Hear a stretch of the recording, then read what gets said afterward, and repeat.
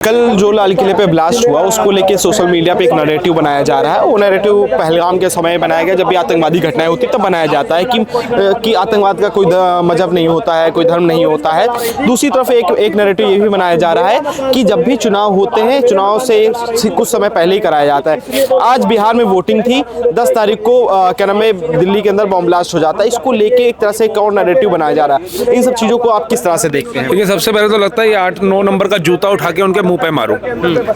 जब इलेक्शन होता है, आतंकवादी होते हैं, एक बात तो जो लोग भाजपा को वोट नहीं देते, खुले में आंखें बोलते हैं भाजपा हटाओ को, नारे लगाते हैं। जो लोग कहते हैं भैया हम तो एक समुदाय के साथ हैं, उसी समुदाय के लोगों के घरों से आरडीएक्स पकड़ा जा रहा है, वो भाजपा के कहने पे बम फाड़ देंगे। वो डॉक्टर का डिग्री लेकर के केमिकल बना रहा है, वो भाजपा के कहने पे बना रहा है। वो AK-47 लेकर के बैठा है, भाजपा के कहने पे लेकर के बैठा है। अब पूछिए ना इन ब्रांडुओं से, पूछिए वामपंथी लोगों से पूछिए, जब टुकड़े टुकड़े गैंग के नारे लगते हैं, अफजल गुरु के नाम के नारे इस देश में लगते हैं, भारत को काटने के नारे लगते हैं, तो कौन सी निद्रा में सो जाता है ये लोग। मैं आपको बता रहा हूँ, आज मैं न्यूज देख रहा था तो हमारे भारत के न्यूज रिपोर्टर बड़े खुश हो रहे थे, चाइना इस दुख की घड़ी में भारत के साथ है, म्यांमार साथ है, फलाना साथ। हमें इनका साथ ही चाहिए, सेकेंडरी मैटर है, छोड़ो भारत के लोग कितना साथ है भारत के सेना के साथ और प्रधानमंत्री का, ये मायने रखता है। जब तक भारत के अंदर ये लेफ्टिस्ट, ये लिमरांडू जिनका नाम डाल दिया गया है, मुझे नहीं पता इनका क्या मीनिंग है, लेकिन जो भी डाल दिया गया सही डाल दिया गया। नासूर है ये लोग भारत के लिए। 10 सालों में इनको पोल्यूशन नहीं नजर आया। ये तो ऐसा लगता था घर के अंदर एयर प्यूरीफायर के अंदर रहते होंगे, ये एयर लेकर के चलते होंगे मास ऑक्सीजन के। आज इनको 10 साल में 6 महीने 9 महीने 8 महीने हो गए सरकार आए, इनको दम घुटने लग गया। कौन है जी? हम स्टूडेंट है। मैं 80 साल का बुजुर्ग का दम घुटे तो मुझे समझ आएगा, 60 साल के किसी बुजुर्ग का दम घुटे तो मुझे समझ आएगा कि हाँ इतनी जहरीली हवा हो गई, धूप दोपहर को निकल जाती है, पोल्यूशन का धूप निकलेगी। इनका एजेंडा फैलाना काम है इनका। ये बिहार इलेक्शन है, बिहार इलेक्शन है तो बता मुसलमानों के घरों से क्यों पकड़ा जा रहा है? आरडीएक्स तो मुसलमान ही है पकड़ने वाला, जिसकी गाड़ी ब्लास्ट हुई उसका नाम भी तो सलमान और वो आ रहा है। क्यों आ रहा है भैया? रोहन क्यों नहीं आ रहा? सोहन क्यों नहीं आ रहा? मोहन क्यों नहीं आ रहा है? हरविंदर क्यों नहीं आ रहा? जसविंदर क्यों नहीं आ रहा? देखिए, सवाल तो उठ रहा है दिल्ली के ऊपर, दिल्ली पुलिस के ऊपर, दिल्ली गवर्नमेंट के ऊपर या सेंट्रल के ऊपर कि भाई दिल्ली के अंदर घुस के इस तरह इतना बड़ा ब्लास्ट हो जाता है, 12-13 लोग मर जाते हैं, 30 से ज्यादा लोग घायल हो जाते हैं। इस तरह की घटनाएं सामने जब आती हैं तो आपको नहीं लगता कि सरकार के ऊपर सवाल उठना चाहिए? और सरकार इतनी बड़ी घटना हो जाती है, मोदी जी भूटान घूमने चले जाते हैं। एक बात, मोदी जी क्या निगम पार्षद हैं या विधायक हैं? क्या राजीव गांधी प्रधानमंत्री थे तो वो नहीं जाते थे इंटरनेशनल मुद्दे देखने? इंदिरा गांधी नहीं जाती थी? मेरे को भारत के किसी एक प्रधानमंत्री का नाम बताओ जो भैया फॉरेन में नहीं जाता था। वो एक निगम पार्षद देश के प्रधानमंत्री, उनको नेशनल मुद्दों के साथ साथ इंटरनेशनल मुद्दे भी देखने हैं। उन्होंने भारत को विकसित कराना है, बम धमाकों में नहीं दिलाना है। और जो लोग मोदी जी के भूटान का सवाल कर रहे हैं, उन बेवकूफों से एक चीज ये पूछ करके देखो कि वो मोदी जी भूटान गए हैं, चौथी अर्थव्यवस्था पे ही भारत आया है ना, आज तरक्की में ही भारत आया ना। 11 सालों में तो बम धमाका है कि नहीं हुआ? तुमने कितनी मोदी की तारीफ करी है? पूछना इनसे है। पहलगाम हुआ, पुलवामा हुआ, कहते 300 किलो आरडीएक्स कहां से आया था? अब पूछो कि जो ये आतंकवादी पकड़ा गया, इसका पुलवामा अटैक से क्या लेना देना था? तार तो अब निकल के आ रहे हैं ना, सुरक्षा एजेंसी हमारे भारत की अब वो नहीं है। आज सेना प्रमुख आके कहता है मैं सेना प्रधानमंत्री की तरफ से और दिल्ली भारत सरकार की तरफ से छूट थी ऑपरेशन सिंदूर के वक्त। जो ये वामपंथी लोग और जो लेफ्ट के लोग, जो ये विपक्ष के लोग बोल रहे थे ना कि भैया सीज फायर लगा दिया, वो जाकर के देख ले। अब पाकिस्तान जो है बोल नहीं पा रहा मुंह से कि इसके पीछे हमारा हाथ है। मान लीजिए ये आतंकवादी घटना साबित हो जाती है, इससे पाकिस्तान का हाथ आता है, तो क्या प्रधानमंत्री मोदी ने जो उस समय कहा था सीज फायर के दौरान, उसके बाद जो कहा था कि भाई अगर पाकिस्तान को इस तरह की घटना करेगा तो हम इसको सीधा एक तरह से वॉर मानेंगे, भारत के खिलाफ वॉर मांगेंगे, क्या लगता है कि ऑपरेशन सिंदूर 2.0 का समय आ चुका है? बिल्कुल, सेना अध्यक्ष ने तो पहले ही कहा था ये वॉर रुकी नहीं है, इस वॉर को खत्म नहीं किया गया, थोड़े समय के लिए बस रोक दिया गया है, ठीक है। लेकिन ऑपरेशन सिंदूर पार्ट 2 बहुत जल्द देखने को आपको लोगों को मिल सकता है, अगर पाकिस्तान अपनी ये कायराना हरकत से बाज नहीं आता है। अगर इसके अंदर तथ्य निकल के आते हैं कि इसके तार जो थे वो पाकिस्तान से जुड़े थे, तो मुझे लगता है कि पाकिस्तान इस बार ऑपरेशन जो सिंदूर हुआ था उससे ज्यादा तगड़ा झटका खाने वाला है। लोग ये कह रहे हैं कि भाई देश में कोई भी आपत्ति आती है, कोई भी विपदा आती है, मोदी जी पहले देश छोड़ के किसी दूसरे देश के दौरे पे चले गए। कल बम फटा, आज मोदी भूटान चले गए। तो एक बात बताइए, कल बम फटा, मोदी जी भूटान चले गए, प्रधानमंत्री का काम क्या है? प्रधानमंत्री आज का कम से कम ये तो कह रहा है कि जो कल्प्रिट है उसको छोड़ा नहीं जाएगा, उसको ऐसी सजा दी जाएगी, ऐसी सजा दी जाएगी कि उसकी 10 पीढ़ियां भी समझेंगी। ये प्रधानमंत्री ये तो बोल रहा है। जो दूसरे प्रधानमंत्री थे 2014 पहले, वो तो मौनी बाबा थे। सोनिया गांधी जी आके बताती थी हम इसके ऊपर कार्रवाई कर रहे हैं हमें इस चीज की निंदा है, और पाकिस्तान का कुछ कर नहीं पाते थे। ओबामा फोन करते थे। आज का प्रधानमंत्री कभी सुना है कि डोनाल्ड ट्रंप को फोन कर रहा हो, या इससे पहले का जो प्रधान राष्ट्रपति था वहां का उसको फोन कर रहा हो? नहीं ना, आज का प्रधानमंत्री पहले कार्रवाई करता है, बाद में बताता है। आखिरी सवाल मेरा है कि जो घटना हुई है इस पे क्या एक्शन होना चाहिए? आपको क्या लगता है कि इतने सारे आतंकवादी पकड़े गए, पिछले एक महीने से लगभग 10 से ज़्यादा विस्फोट होने थे, उसको कैंसिल किया, एक हो गया, उसके ऊपर भी लोग सवाल उठा रहे हो, कहीं ना कहीं ये दिल्ली पुलिस और जांच एजेंसी की कमी भी है इस चीज़ को? पता क्या होता है, घर के अंदर ना भरपेट खाने की वो थाल पड़ी होती है। इंसान का ना साइकोलॉजिकल दिक्कत है कि उसको ये लगता है कि जो आखिरी निवाला है ना, ये जब मेरे पेट में जाएगा तो ही मेरा पेट भरेगा।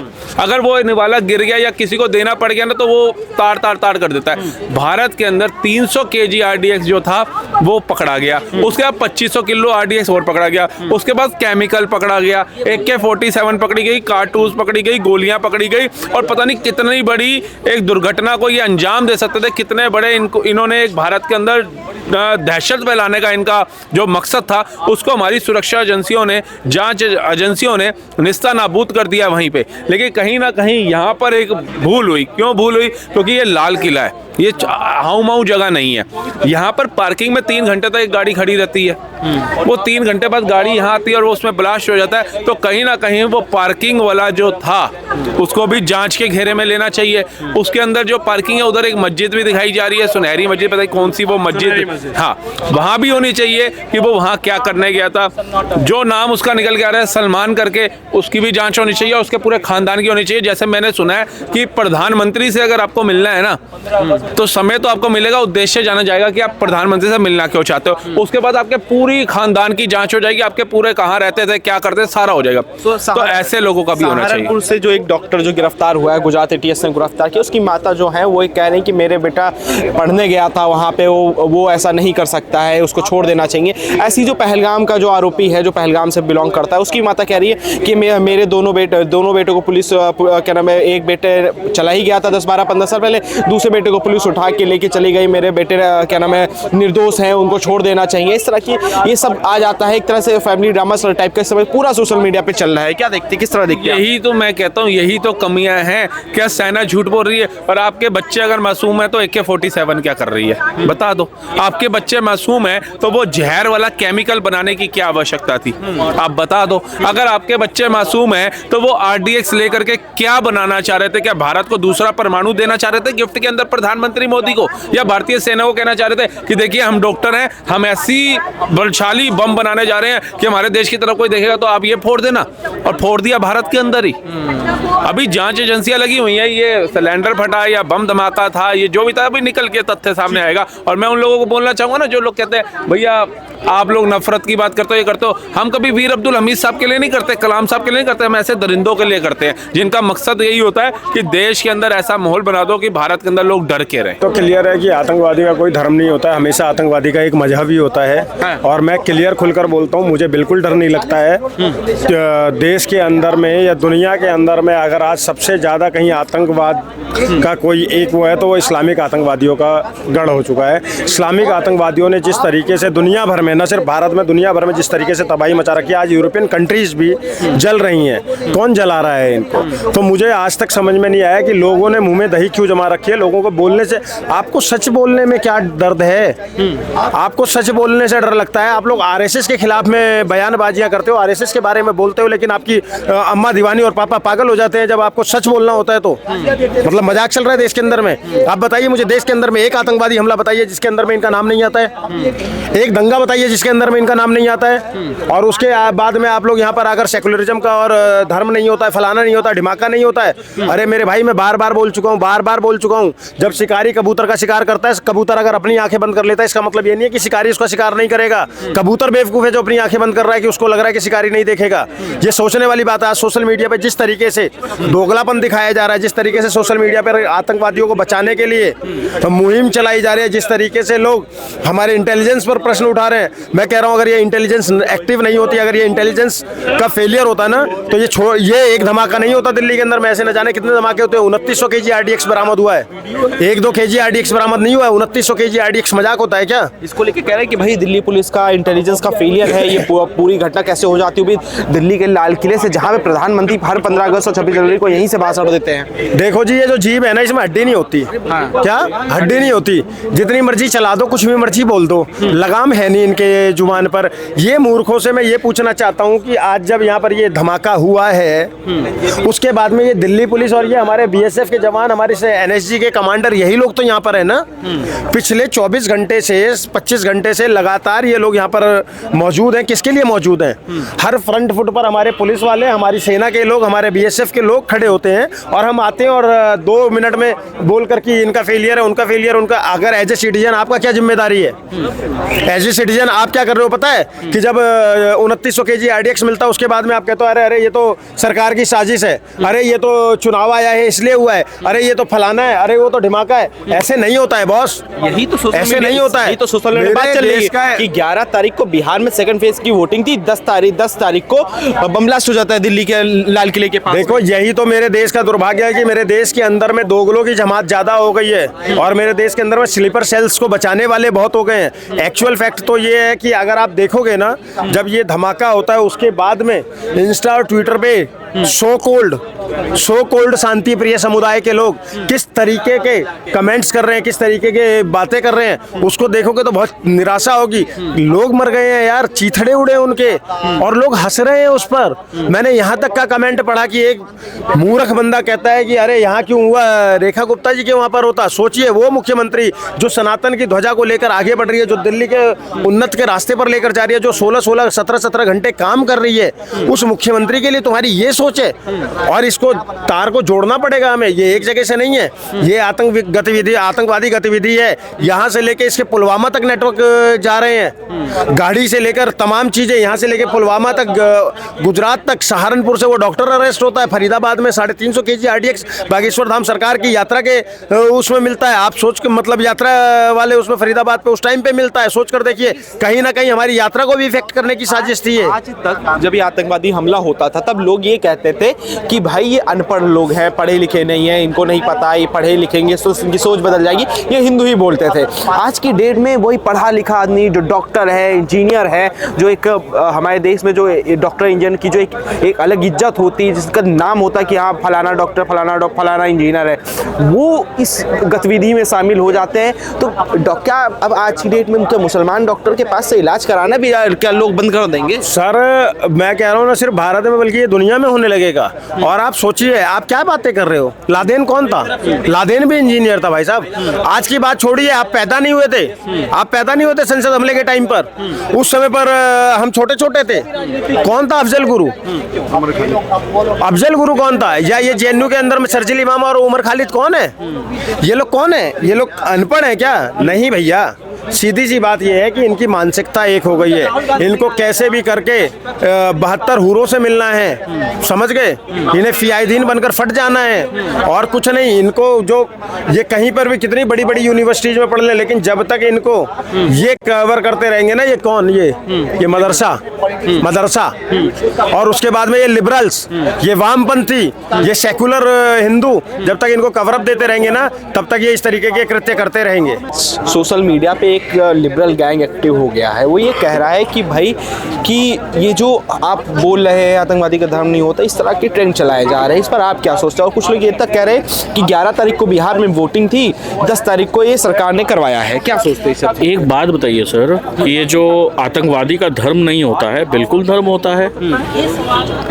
ये जो मोहम्मद शकील है, मोहम्मद मुजम्मिल, ये सब है, ये सब कौन से है, कौन से धर्म के हैं? और ये जो बोला जा रहा है कि सरकार ने करवाया है एक दिन पहले, आप एक बात बताइए कि बिहार में आज वोटिंग है, ठीक है, अगर आप देखेंगे एक दिन पहले जब हुआ, अगर बिहार में अगर समझ लीजिए तो अगर कहीं ना कहीं इसका परिणाम कुछ ना कुछ तो गलत ही इम्पैक्ट जाएगा, नेगेटिव इम्पैक्ट जाएगा बिहार में, कि सरकार अगर सुरक्षा नहीं दे सकती है तो हम इस सरकार को वोट क्यों दे? ठीक है, बिहार में अगर सरकार जाना, कहीं ना कहीं दिल्ली का जो सत्ता है उस पर कहीं ना कहीं चोट आना, तो सरकार खुद ही चाहेगी कि मेरा सरकार चला जाए? ये सारा कुछ अगर ये बोल रहे हैं मुझे लगता है कहीं ना कहीं ये जो राहुल गांधी जेंजी जो कर रहे हैं उसका कोई ये कारण होगा।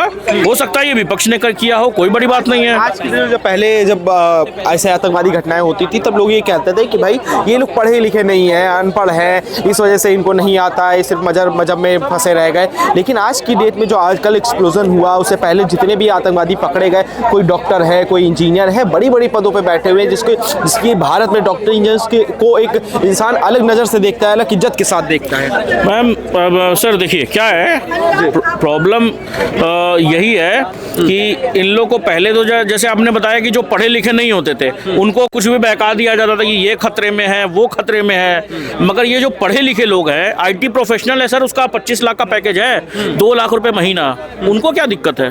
उनको क्या दिक्कत था? मगर फिर भी वो जैसे मोहम्मद और ये सब गैंग में जाना, ये सब करना। देखिए बात क्या है ना कि इन लोग को शुरू से जैसे ही इन लोग पैदा होते हैं ना, इन लोग पे ठप्पा लगा दिया जाता है। जैसे आमिर खान जो कहते थे कि ठप्पा कहाँ है, वो ठप्पा लगा दिया जाता है इनमें कट्टरपंथ का, समझे? नहीं तो आज जो भी मरे हैं लोग, मरे तो आम आदमी ही हैं। आपने तो देखा है। अरे बिल्कुल आम आदमी, मैं वही पूछ रहा हूँ ना, आम आदमी तो मरा है। आज इसमें कोई भी हिंदू क्यों नहीं शामिल है? बोला जा रहा है कि भाई इसमें सारे मुसलमान ही क्यों हैं? आज जो कह रहा है कि धर्म माने आतंकवाद का कोई धर्म नहीं है, सर वो तो हम पहलगाम में भी सुने, फिर पुलवामा में भी सुना, अभी भी सुन रहे हैं। ये जो गुजरात ATS ने पकड़ा 3 लोगों को, वो लोग कौन थे? वो लोग कौन थे? देखिए सर सिंपल सी बात है कि ये सारी जो चीजें हैं ना, सरकार को जांच करना है कि इससे भी बड़ा घटना कहीं हो। बस ये एक मतलब ये एक कुछ करके घटना करके मैंने सरकार का नज़र क्या बोलते हैं भटकाने के लिए था, क्या था, ये तो जांच का विषय है। मैं ये समझता हूँ कि सरकार को कड़ी से कड़ी इसमें मैंने क्या बोलते हैं इन्वेस्टिगेशन करनी चाहिए, और जो NIA का जो रिपोर्ट हो, जो भी हो, वो सच में मतलब जो भी निष्पक्ष तरीके से जो भी हो, कुछ छुपाना नहीं चाहिए, जनता के सामने रखना चाहिए। कई लोग ये भी कह रहे हैं कि भाई ब्लास्ट होता है 10 तारीख को, मोदी जी भूटान निकल जाता है 11 तारीख को। सर देखिए कह रहे हैं जब भी देश में कोई आपत्ति आती है मोदी जी पहले देश छोड़ के चले जाते हैं। देखिए बोलने दीजिए सर, बात है कि जो हमारा अब क्या है कि कुछ समय होता तो हम उसको टाल सकते थे, मगर बात है कि जो शेड्यूल है बना हुआ उसको कोई कैसे टाल सकता है? हमारे गृह मंत्री नहीं आए क्या? ये जो मणिपुर पे जो बात करते थे, हमारा पूरा क्या बोलते कैबिनेट, जो बीजेपी का कैबिनेट है, पूरा कैबिनेट मणिपुर चला गया था। मोदी जी सिर्फ नहीं गए थे, मगर छाती पीटते थे कि मोदी जी क्यों नहीं गए, मोदी जी क्यों नहीं गए। मोदी जी भी चले गए, मगर मनमोहन सिंह, ये तो पहले का भी जो मणिपुर में जो हुआ था तो पहले भी होता था। कभी मनमोहन सिंह गए एज एन CM? कभी नहीं गए। तो सर देखिए सवाल एक तरफा नहीं होना चाहिए, यही सारा चीज है।